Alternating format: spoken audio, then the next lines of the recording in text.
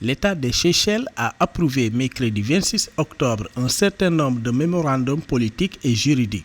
Selon les médias du pays, l'exécutif a approuvé un amendement en vertu de la loi de 2010 sur l'impôt sur le revenu et les avantages non monétaires. Cet amendement corrige une injustice dans la loi où auparavant les arriérés de paiement des employés attiraient un impôt plus élevé que si le paiement avait été effectué à temps. Le cabinet a approuvé le cadre de résolution bancaire présenté par la Banque centrale des Seychelles pour guider la restructuration d'une banque défaillante par une autorité de résolution afin de rétablir la banque en bonne santé. Il s'y ajoute un certain nombre d'amendements politiques et juridiques conformément à la prochaine proposition de budget 2023.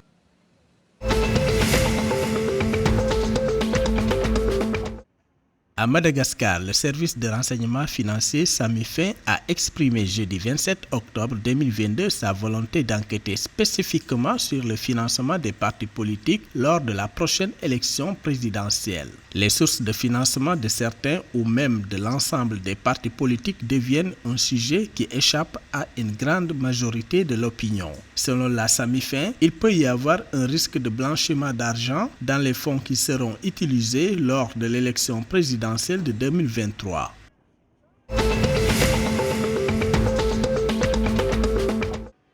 L'île Maurice va de l'avant avec la mise à exécution du projet d'une centrale thermique de gaz naturel liquéfié, a annoncé la Commission centrale de l'électricité mercredi 26 octobre 2022. Cela en vue de répondre à la demande d'électricité et assurer la sécurité de l'approvisionnement. La Commission a soutenu que la capacité opérationnelle de la centrale thermique permettra l'intégration des énergies renouvelables intermittentes supplémentaires pour créer un pays plus propre, plus vert et plus résilient au changement climatique. Cela comme annoncé dans le discours sur le budget 2022-2023. Un terrain d'une superficie de 2 hectares a déjà été réservé dans la zone portuaire pour la mise en œuvre de ce projet.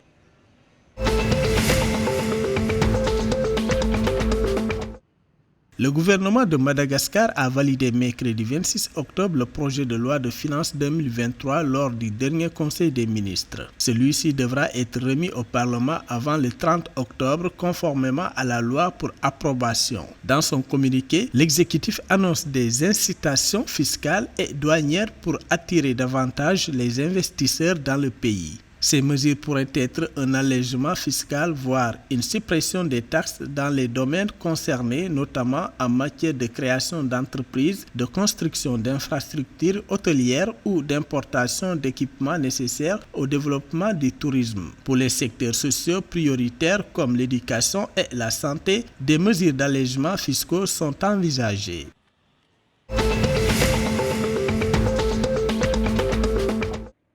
Les autorités des Comores ont lancé ce jeudi 27 octobre les travaux du projet de réhabilitation du réseau d'adduction d'eau potable dans la capitale Moroni et ses environs. Selon les médias locaux, financé à hauteur de 5 millions de dollars, soit plus de 2 milliards de francs comoriens, le projet va se réaliser en 2 phases. La première phase consiste en la réhabilitation du réseau qui va durer 12 mois et la deuxième phase concerne les citernes de stockage. Le projet présente également une grande importance pour alléger les souffrances des habitants de la capitale Moroni et des villages voisins en leur permettant de s'approvisionner facilement en eau potable.